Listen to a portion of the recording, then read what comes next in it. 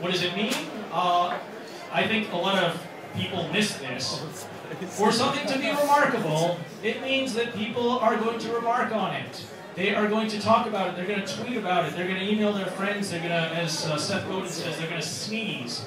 Examples are FCUK, you see this on a t-shirt and you're like, oh, that's like fuck, it's misspelled. Who has seen the Old Spice commercials? Okay. I want to marry him. Says the lesbian. Alright, these commercials are so good that lesbians want to marry him. That's fucking, are you going to buy Old Spice now as well? I already do, so does Alright, she already does, that's great. Cows and cows and cows? Maybe a little less. Alright, look it up on YouTube, it's really screwed up. And then, you know, people actually remarked on how horrible the name was, because it's 25 letter A's.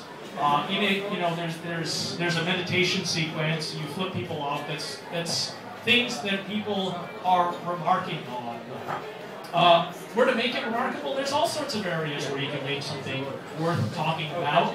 Let's take an example of a game where you play a space marine and you're in a space station and you have a space gun and you're shooting down space aliens. Does anybody want to guess what game I'm talking about? Every game ever. Every fucking game ever.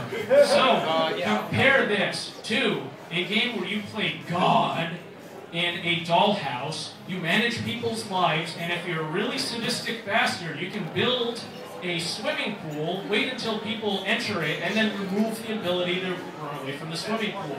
The Sims! The Sims! Andrew, you totally jumped the gun on my question. That's alright, but that's correct. So, that is remarkable. There are first-person shooters that are remarkable. Simply making something a first-person shooter about Space Marines is not remarkable. So, gameplay, high concept, and I think we're trying that for that with Boo. Unexpected tidbits, like for example in Warcraft 2 and StarCraft, where if you click on a character, he says, hey, what do you want? And if you click on him again, he's like, yeah, what the hell do you want? And if you click on him 10 times, he starts swearing at you. That is something that people find interesting, and they actually start talking about it. Example that we've done, the guided meditation in Aaaaa. For those that don't know, there is a 3-minute meditation sequence within the level selection menu, such that if you select it, there is a no Kikia screamer, no BS meditation. With my voice, it's very relaxing. And it puts you through this fighting experience. It was just silly, right? You didn't have to put this into a game, but it was unexpected, and people liked it enough to talk about it. Games often fall short in a number of areas.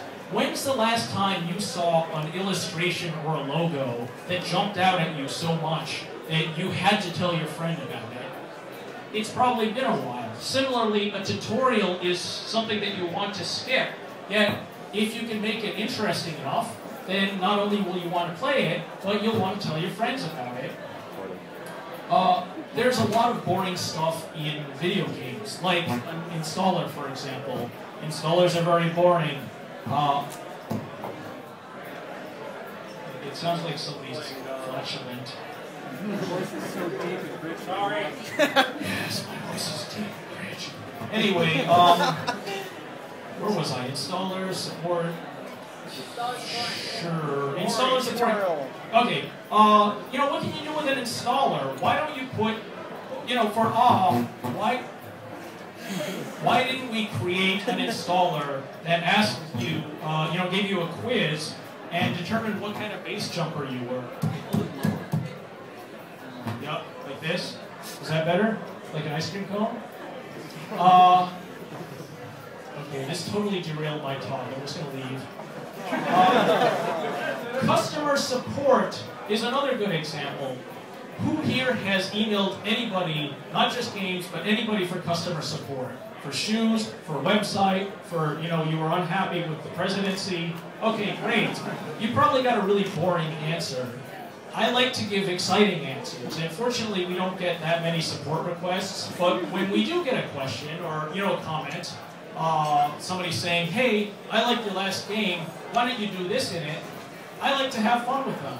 I like to reply in 72-point font, and sometimes I translate it into German.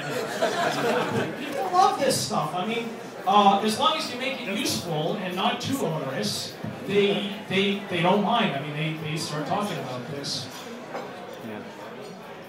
And again, with names, FC UK, French Connection UK, and ad agencies came by and said, well, how can we make French Connection more memorable? It's kind of a boring name. Well, let's call it French Connection United Kingdom and spray it on everybody's t-shirts, and voila, a brand is born.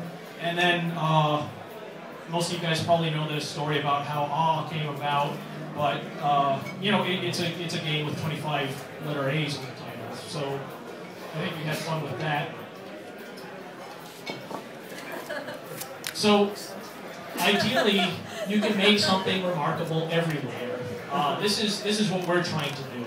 If we can take a microscope to every component of our game, from the installer, to the way we talk to the user, to the way that we do the tutorial, and make it interesting, I think we're going to have a winner. I mean, we did this a little bit with Aaaaa, we're going to do a little more with Aaaaa. So that is how marketing pours into design for us. I think people are going to talk about Aaaaa because of its details. The high concept, where you take your music library, you turn it into levels. Okay, that's been done before. Well, you take these, they generate these levels and you fly and fight through them, and then you take their genomes and you twist them. Interesting, worth talking about. We're actually not just sourcing from your MP3s, but we can have images as the source. Matt, over in the corner there, I think he used the Bible as the source for one of the levels. I don't know, was it in the beginning, or was that just a dream I had? I don't know. All of these little crazy, stupid things are remarkable. That design, of course, you know, every game developer knows that design leads into development. So I'm going to, without sound, try to just show a little bit of what we're doing. All right. Put the mic next to the speakers. Yeah.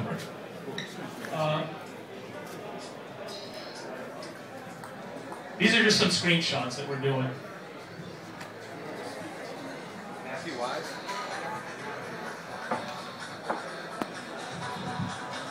Yeah.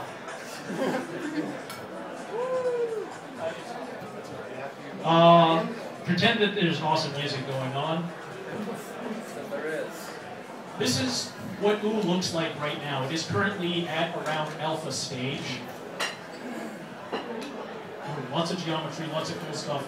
Those of you who have played Aaaaa probably recognize at least some of the influences there. So how are we creating this? Well, I like to be interesting about our implementation.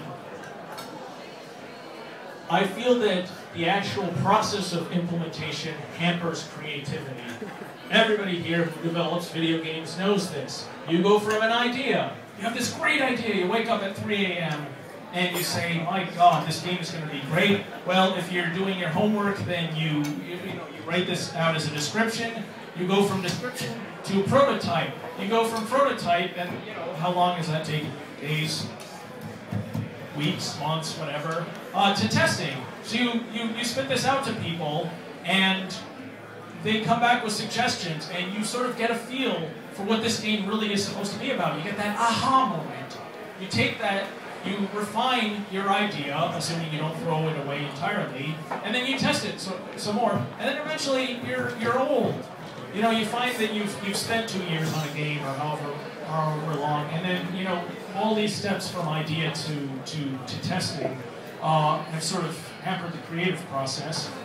The same is true in many mediums. So painting, for example, what do you have to do to paint a wonderful, a wonderful picture? Well, you have to learn how to paint, and then you have to learn how to work with acrylics or oils.